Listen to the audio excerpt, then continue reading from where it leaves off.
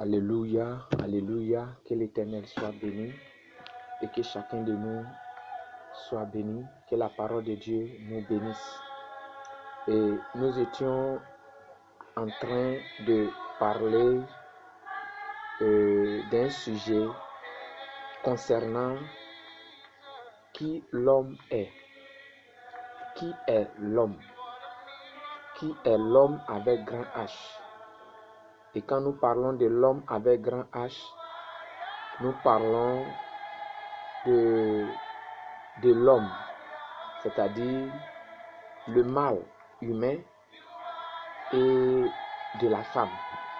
Nous parlons de l'homme et de la femme, l'homme avec grand H. Mais qui est cet homme-là? Qui est l'être humain? C'est ce que je veux dire. Qui est l'être humain? Et nous avons lu la fois passée,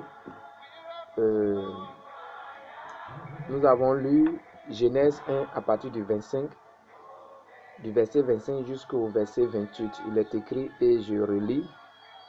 Dieu fit les animaux. Si vous voulez, aujourd'hui, je vais commencer par le verset 24. Dieu dit que la terre produise des animaux vivants. Que la terre produise des animaux vivants, selon leur espèce, du bétail, des reptiles et des animaux terrestres, selon leur espèce. Et cela fut ainsi. Je continue avec le verset 25. Dieu fit les animaux de la terre selon leur espèce, le bétail selon son espèce, et tous les reptiles de la terre selon leur espèce. Dieu vit que cela était bon. Le verset 26, il est écrit, puis Dieu dit, faisons l'homme à notre image, selon notre ressemblance, et qu'il domine sur les poissons de la mer, sur les oiseaux du ciel, sur le bétail, sur toute la terre et sur tous les reptiles qui rampent sur la terre. Le verset 27, Dieu créa l'homme à son image, il le créa à l'image de Dieu, il créa l'homme et la femme. Le verset 28, Dieu les bénit et Dieu leur dit, soyez féconds, multipliez, remplissez la terre et l'assujettissez, et dominez sur les poissons de la mer, sur les oiseaux du ciel et sur tout animal qui se meut sur la terre.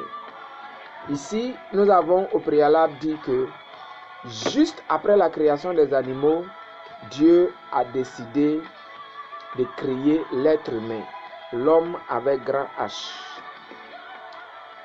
Bien-aimé, et nous avons posé la question, quand je faisais la lecture dans la Bible, il est écrit, faisons l'homme à notre image, à notre image, à notre image, et selon notre ressemblance. Et il était question de parler de l'adjectif possessif notre. Pourquoi est-ce que Dieu n'a pas utilisé je veux créer l'homme, n'a pas dit je vais créer l'homme à mon image selon ma ressemblance. Bien-aimés, nous devons savoir une chose. Dieu a créé l'homme à son image. Dieu a créé l'homme à son image seulement. Parce que quand nous regardons ici, il est écrit Dieu créa l'homme à son image. Ça, c'est le verset 27. Dieu créa l'homme à son image. Il le créa à l'image de Dieu. Il créa l'homme et la femme. Nous devons retenir le verset 27. Dieu créa l'homme à son image. Il le créa à l'image de Dieu. Cette fois-ci, il n'y a pas de ressemblance. Le verset 27 ne parle pas de ressemblance. Il dit, Dieu créa l'homme à son image. Il le créa à l'image de Dieu. Il créa l'homme et la femme. Il créa l'homme et la femme. Il y a une question ici à poser que nous allons répondre peut-être prochainement. Bien-aimés, notre question était de savoir pourquoi Dieu a employé le mot notre au lieu de ma. Au lieu de ma. Nous allons lire avec attention Lévitique. Lisons Lévitique, le chapitre 17, verset 10. Lévitique.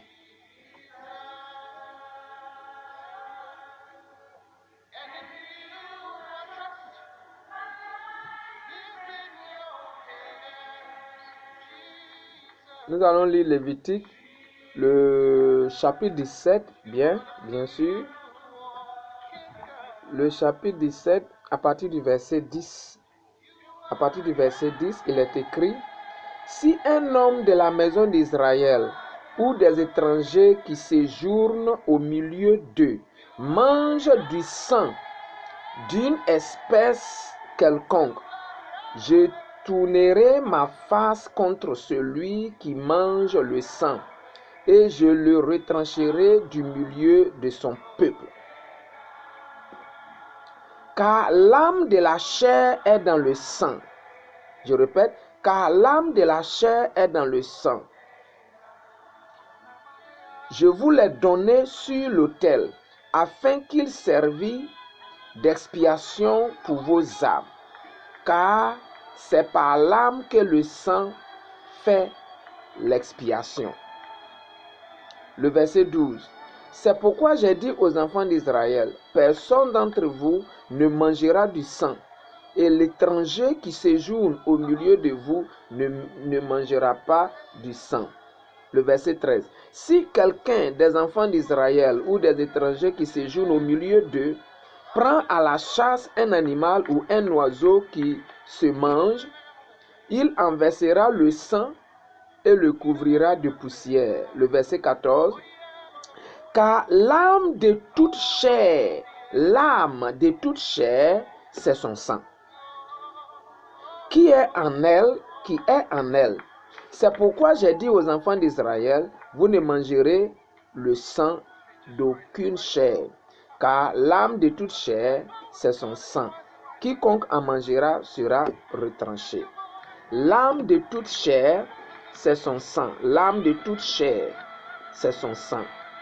Ainsi, nous voyons clairement ici que les animaux ont un corps, ont une chair et ont une âme. Mais nous savons très bien que l'homme aussi a un corps. L'homme a une chair qui comporte du sang, c'est-à-dire l'homme a une âme.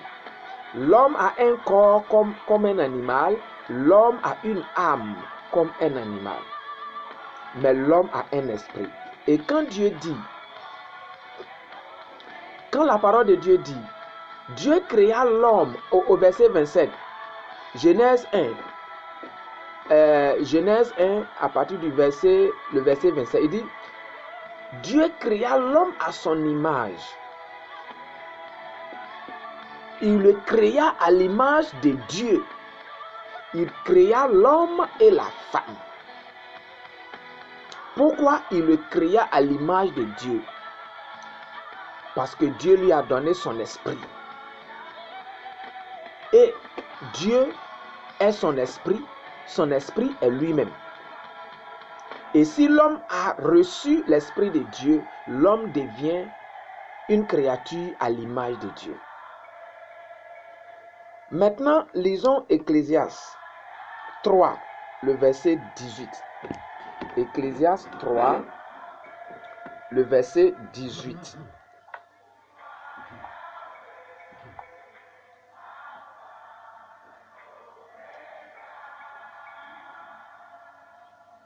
Ecclésiaste 3, le verset 18. Et je lis la parole de Dieu. J'ai dit en mon cœur au sujet des fils de l'homme que Dieu les éprouverait et qu'eux-mêmes verraient qu'ils ne sont que des bêtes. Une bête est un animal.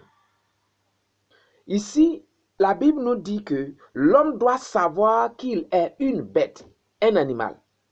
L'homme est une bête, un animal. Je continue, le verset 19. Car le sort des fils de l'homme et celui de la bête sont pour eux un même sort. Comme meurt l'un, ainsi meurt l'autre. Ils ont tous un même souffle. Et la supériorité de l'homme sur la bête est nulle, car tout est vanité. Le verset 20. Tout va dans un même lieu. Tout a été fait de la poussière et tout retourne à la poussière.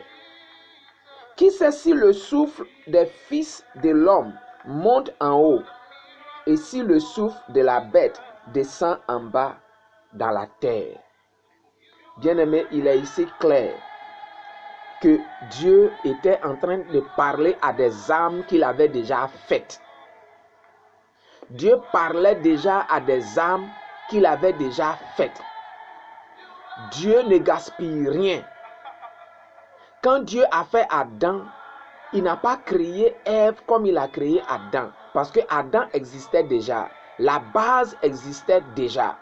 Et donc, il suffisait de prendre une partie d'Adam pour faire Ève. Et si les animaux sont faits de terre, de sang et ont une âme, tout ce qu'il restait, c'était l'esprit qui devait venir de Dieu. Et donc ici, nous voyons que l'âme et le sang et l'âme de l'homme proviennent des animaux. C'est pourquoi un être humain sans Dieu, sans l'esprit de Dieu, est justement un animal. Un animal parfait, sans défaut, un vrai animal. Un être humain devient un être humain seulement quand il a l'esprit de Dieu. Dieu, pour ne pas que l'homme soit égal aux animaux, a soufflé son esprit dans les narines d'Adam, afin que nous soyons totalement et entièrement différents des animaux. Sinon, nous avons la même chair, nous avons le même sang et ils ont une âme, nous avons également des âmes. Les animaux ont des âmes, les êtres humains aussi ont des âmes. Bien-aimés, ici, Dieu parlait à des âmes qui existaient déjà, pas à des dieux, car Dieu a une grande haine contre l'idolâtrie. Et donc, quand Dieu dit, faisons l'homme à notre image, il parlait de lui. Selon notre ressemblance, il parlait des animaux. Ici, parce que l'homme est à l'image de Dieu à cause de l'esprit de Dieu, mais à la ressemblance des animaux qui existaient déjà avant l'apparition de l'homme, la création de l'homme. Et donc nous sommes à la ressemblance des animaux et nous sommes à l'image de Dieu. Que la parole, l'esprit de Dieu continue de nous enseigner, de nous ouvrir l'esprit, les yeux spirituels, afin que nous sachions la vérité de Dieu.